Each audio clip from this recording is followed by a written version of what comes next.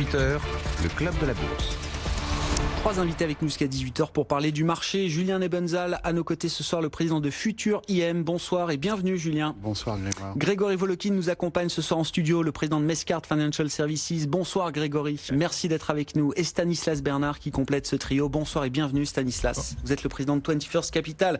Grégory, je commence avec vous. On n'était pas en duplex aujourd'hui à 16h comme d'habitude avec vous depuis New York, mais vous êtes là en plateau pour nous parler du consommateur américain. C'est la période test pour la consommation américaine dans une économie américaine qui repose de plus en plus essentiellement peut-être sur les dynamiques domestiques. C'est compliqué pour le commerce extérieur, c'est compliqué pour l'investissement des entreprises. Reste donc le consommateur américain. Oui, et pour le consommateur américain, c'est pas compliqué. Par contre, c'est peut-être la mesure qu'on va faire de sa consommation qui commence à se compliquer, parce qu'on avait tellement l'habitude de cette tradition du Black Friday, qui était le jour de vente le plus important de l'année, avec des centaines ou des milliers d'Américains qui faisaient la queue à 3 heures du matin, par moins 20 degrés, en attendant l'ouverture d'un Walmart pour acheter un téléviseur. Ben, tout ça, c'est terminé.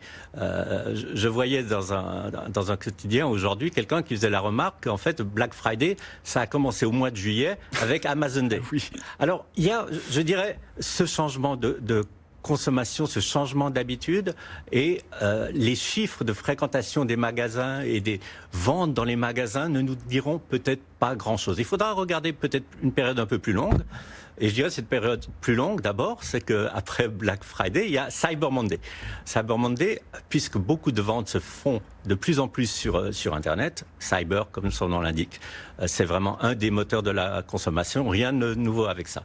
Mais comme vous le disiez, je ne crois pas qu'il faille s'inquiéter de la santé du consommateur américain. Moi, surtout, je me pose comme question, qu'est-ce qu'il n'a pas encore acheté et qu'est-ce qu'il va acheter de nouveau qu'il n'a pas? Ouais.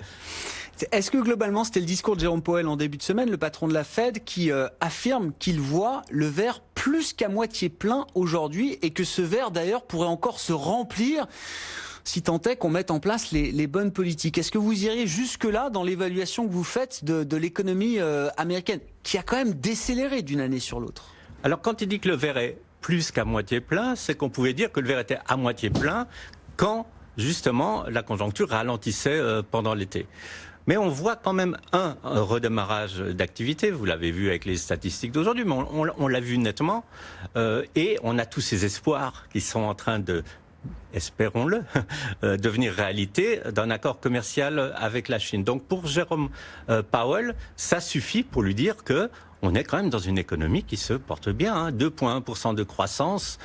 C'est pas mal du tout. Ça n'annonce pas une récession. Et d'ailleurs, vous vous souvenez qu'il y a 6 mois, les taux d'intérêt, tout le monde tremblait en disant bon, la courbe des taux s'est inversée, on a une récession en 2020.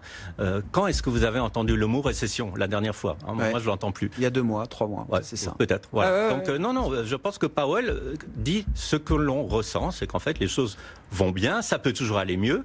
Le verre n'est pas encore plein. Alors là, je ne sais pas où il sera plein. Quand il n'y aura plus un seul chômeur aux États-Unis, c'est pas possible.